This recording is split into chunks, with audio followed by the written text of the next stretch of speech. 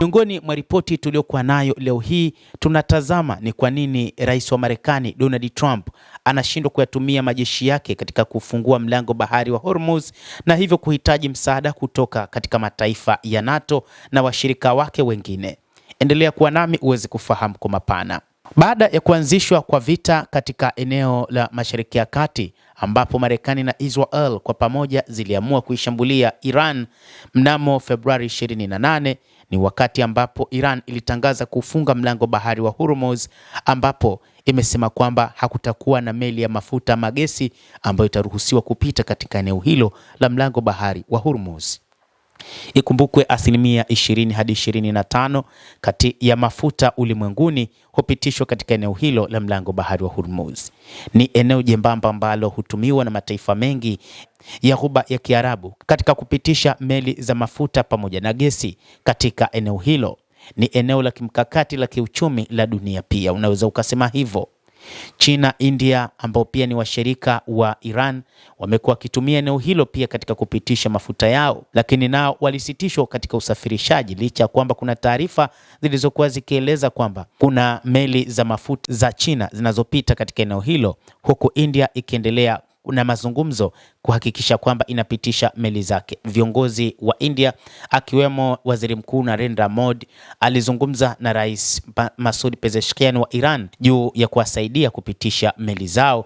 Kadhalika Jai Shankar, waziri wa mambo ya nje, alizungumza na waziri wa mambo ya nje wa Iran Abbas Araghchi jambo hilo kwamba wapewe fursa ya kuendelea kusafirisha mafuta katika eneo hilo. Lakini tuje katika mantiki ya msingi ya kwa nini Trump anashindwa kutumia jeshi lililo bora zaidi duniani na teknolojia ya hali ya juu katika ulimwengu katika kuhakikisha wanausafisha mlango bahari wa Hormuz ambao sasa upo katika ulinzi mkali wa jeshi la IRGC. Jeshi la IRGC limekula kiapo kwamba litapambana kwa nguvu kubwa katika eneo hilo la mlango bahari wa Hormuz.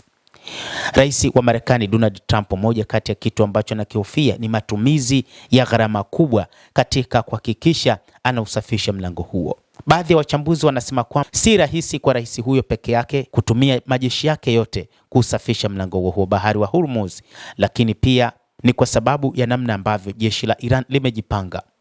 Marekani huenda ikatumia muda mrefu zaidi katika vita katika eneo hilo la mlango bahari wa Hormuz. Marekani itashambulia kote, lakini moja kati ya eneo ambalo litakuwa ni gumu mno kwake ni mlango bahari wa Hormuz. Mlango bahari huo ni eneo ambalo Iran imeapa kwamba itapambana juu chini, na inadaiwa pia kwamba ujasusi wa Marekani umeliona eneo hilo kuwa ni eneo la kimkakati la Iran na ni eneo ambalo litakuwa ni gumu mno na litasababisha Marekani kutumia gharama kubwa mno tofauti na matarajio. Licha ya kwamba inaandaa zaidi ya dola bilioni 200 kwa ajili ya mapambano dhidi ya Iran, lakini bado wachambuzi wa mambo wanasema hiyo ni fedha ambayo haitoweza kumaliza mpango wa Hormuz katika eneo hilo. Iran inadaiwa kwamba huenda ikatumia makombora yake yote kwa mapambano dhidi ya mlango bahari wa Hormuz. Lakini hebu sasa tuangalie ni kwa nini washirika wanakataa kumsaidia rais huyo wa Marekani bwana Donald Trump. Washirika wa Marekani hasa Ulaya wanamtaka Donald Trump aachane na vita vyake nchini Iran haraka iwezekanavyo. Trump anataka usaidizi wa Ulaya katika kuondoa shinikizo pekee ambalo linaweza kumlazimisha kufanya hivyo. Hatua hiyo ya shinikizo kwa hakika ni kizuizi cha mafuta na Iran katika mlango bahari wa Hormuz, lakini bwana Trump ametoa wito kwa Ulaya kutuma meli na vikosi vingine vya kijeshi kusaidia kusafisha njia hiyo. Maafisa wa Ulaya wana orodha ndefu ya sababu zinazosemwa na zisizosemwa za kukataa. Inaonekana kitu kama hiki: kwanza, hawakuwahi kutaka vita hivi na hawataki sehemu yake. Marekani na Israel zilianzisha mashambulizi mwishoni mwa mwezi Februari bila kushauriana na washirika barani Ulaya na kwingineko. Hakukuwa na jitihada za kukusanya aina yoyote ya muungano wa walio tayari au kufanya kesi ya kimataifa kwa ajili ya vita kama hivi vya utawala wa Bush uliofanya miongo miwili iliyopita na Iraq. Kwa majuma machache ya kwanza ya vita, jambo ambalo bwana Trump alionekana kutaka kutoka Ulaya lilikuwa matumizi ya kambi za kijeshi, lakini mataifa hayo yaligoma pia kwa ajili ya kutumia kambi hizo kuanzisha mashambulizi dhidi ya Iran. Ujerumani ilikubali mara moja na hatimaye Uingereza ilifanya hivyo, ingawa haikuwa kwa kiwango ambacho bwana Trump alitaka. Uhispania yenye Uhispania moja kwa moja ilisema haikubaliani kabisa na mipango hiyo.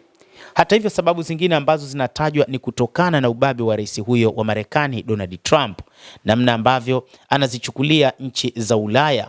Sasa watu wa Ulaya wanataka kumwonyesha kwamba wao wana umuhimu mkubwa zaidi kuliko yeye anavyofikiria, ambapo aliwahi kusema kwamba Marekani ndio inayotoa msaada zaidi kwa nchi hizo kuliko watu wa Ulaya. Na sasa inaonekana kwamba watu wa Ulaya wanataka kumwonyesha Trump kwamba hawezi kupambana peke yake bila ya kupata usaidizi kutoka kwa watu wa Ulaya.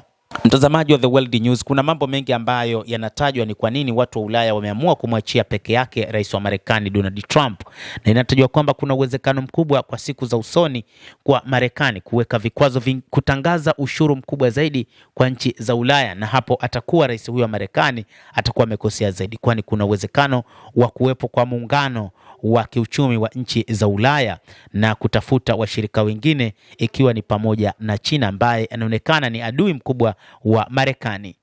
Mtazamaji, endelea kutufuatilia na nikusihi usisahau kulike, usisahau kucomment, kadhalika kusubscribe channel yetu hii upate habari hizi kwa mapana kupitia The World News. Mimi ni Adam Hussein, endelea kuwa nasi wakati wote, endelea